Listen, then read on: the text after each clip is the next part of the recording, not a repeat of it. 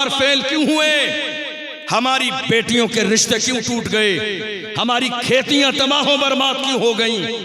क्या किसी ने तावीज कराया? क्या किसी ने गंडा कराया? या किसी बाबा ने हमारे लिए सिफली अमल कर दिया?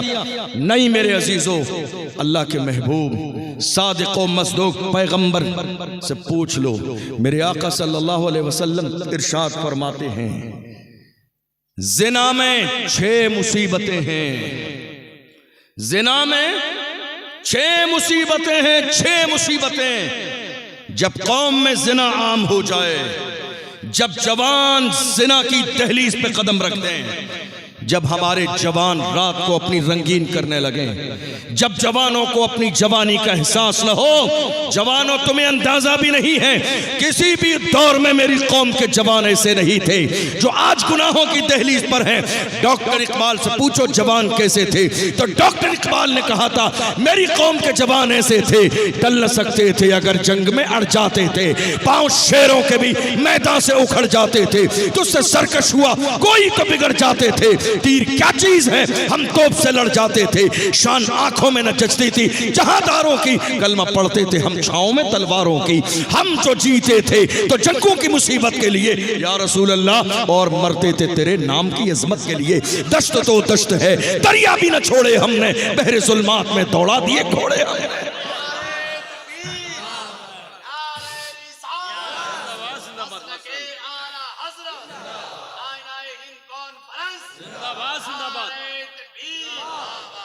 ज़िना जब कौम में ज़िना आम हो जाए क्या होता है?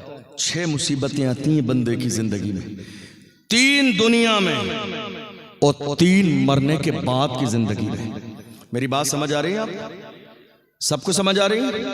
आप बोर तो नहीं हो रहे, परेशान तो नहीं हो रहे, टॉपिक बदलना तो नहीं है मुझे, इसी पे कंटिन्यू करूं? मेरे आका ने फरमाया मुसीबत क्यों आती है, परेशानी क्यों आती है, कारोबार फेल क्यों होता है, रिस्क में तंगी क्यों आती है, बीमारियां क्यों आती हैं, जिल्लत क्यों आती है, रुसवाई क्यों होती है, आजमाइशें क्यों आती है?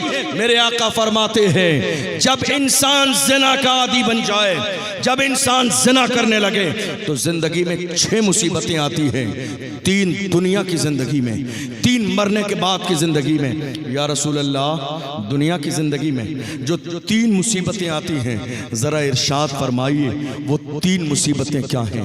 मेरे आका ने फरमाया पहली मुसीबत ये है, पहली मुसीबत ये है कि बंदे का रिज्क से बरकत को ख़त्म कर दिया जाता है।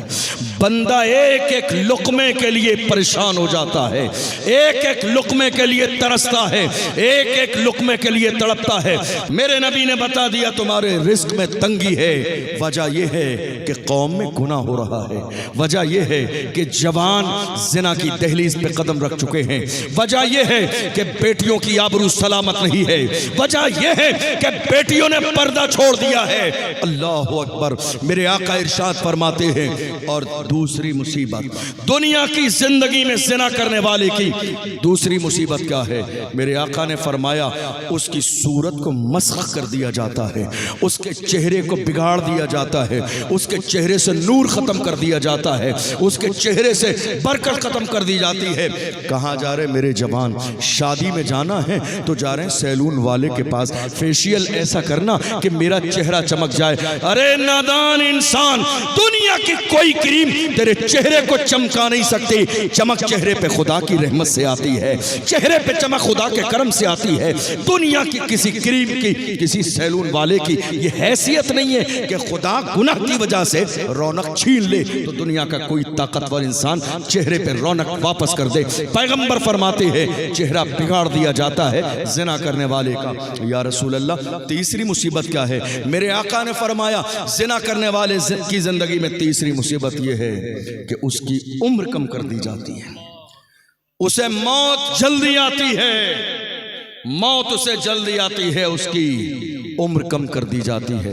आप देख नहीं रहे हैं हमारे यहाँ क्या कहा जाता, अरे कल शाम को तो मुलाकात हुई थी, अच्छा भला था, बीमार नहीं था, अचानक से रात को मर गया, सुबह ही तो मुलाकात हुई थी, अभी बाजार ही में तो मिला था, अभी तो साथ में खाना खा के गया है, 4 दिन पहले शादी में मिला था, अभी फलां जगह।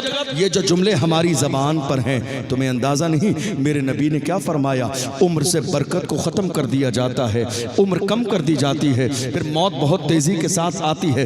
देख नहीं रहे हो, एक एक दिन में कभी कभी जब शहर का बड़ा कब्रिस्तान हो जाके देख लीजिए, एक एक दिन में जनाजे की नमाज हटाई जाती है, हजरत दूसरा जनाजा तैयार, दूसरा हटाया गया, हजरत 5वां जनाजा तैयार।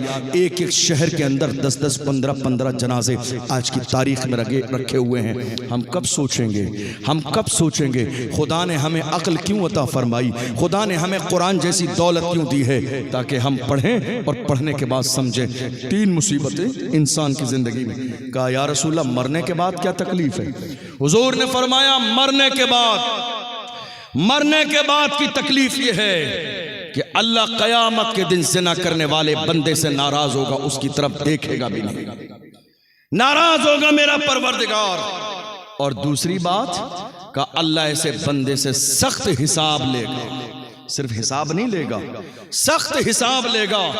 और तीसरा फरमाया जहन्नम में डाल दिया जाएगा ऐसे बंदे को, उसके लिए जहन्नम। और जहन्नम कैसी है? आपने हमेशा उलमा की ज़बान से जहन्नम लफ्ज़ सुना, कभी अपने उलमा से कहिए ज़रा जहन्नम के अंदर के हालात बताएं, आपको कई दिन सुन के नींद नहीं आएगी। मेरे आका ने इरशाद फरमाया जहन्नम की आग का आलम यह है कि अगर जहन्नम की दीवार में एक सुई लगा दी जाए और एक सुई के बराबर सुराख हो जाए तो उसकी आग की शिद्दत की वजह से पूरी दुनिया जलकर खाक हो जाए।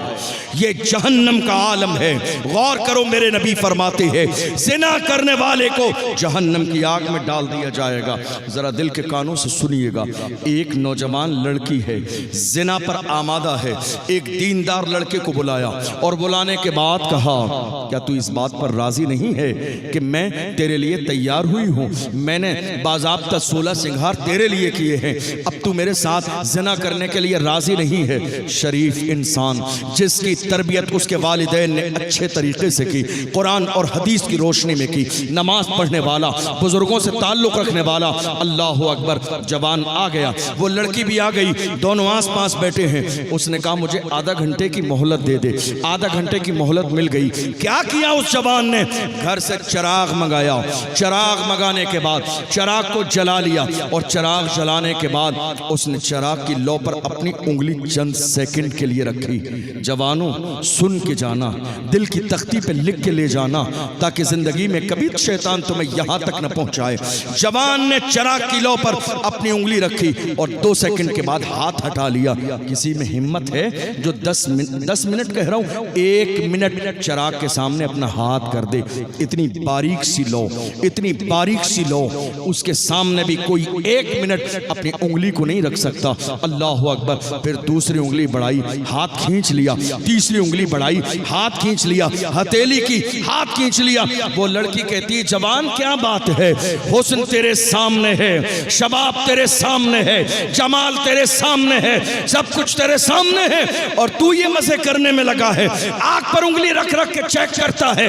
अल्लाह अकबर। उस जवान ने कहा था नादान औरत तुझे अंदाजा नहीं, मैं देख रहा हूं, मेरे नबी का फरमान है जहन्नम के अंदर डाल दिया जाएगा। मैं देख रहा हूं, क्या दुनिया की आग पर एक लम्हे के लिए उंगली रख के गवारा कर सकता हूं? क्या मैं बर्दाश्त कर सकता हूं? मैंने देख लिया, दुनिया के चिराग की लौ पर अगर 1 सेकंड के लिए भी मैं उंगली नहीं रख सकता तो जहन्नम की आग को बर्दाश्त कैसे करूंगा? ये फिक्र थी, ये अंदाज था, ये आखिरत की तैयारी थी, ये अल्लाह से डर था, ये सीने में ज़मीर जिंदा था। जब ज़मीर जिंदा होता है तो एहसास गुनाह होता है, और जब एहसास गुनाह होता है तो बंदा गुनाह पे शर्मिंदा होता है। और सादिक़ व मसदूक़ पैगंबर ने इरशाद फरमाया अन्नदामतु तौबा, गुनाह पे शर्मिंदा हो जाना ही तौबा है। मेरे आका ने फरमाया अत्ताइबु मिनज़्ज़म्बि कमन ला ज़म्ब ला, गुनाह से तौबा करने वाला बंदा अपने गुनाहों से ऐसे ही पाक हो जाता है गोया कि उसने जिंदगी में गुनाह किया है। एक औरत आई हुजूर की बारगाह में, तवज्जो है आपकी? एक औरत आई हुजूर की बारगाह में। हमारे यहाँ आज जानते हो क्या है, हमारे यहाँ मिजाज ये बना है, गुनाह हमने किया, गुनाह हमारी औलाद ने किया, गुनाह हमारे दोस्तों ने किया, तो वो गुनाह छुपाया जाता है। और गुनाह अगर किसी दूसरे ने किया तो वो अखबार में छपाया जाता है ताकि ज़माने को पता चल जाए। यही है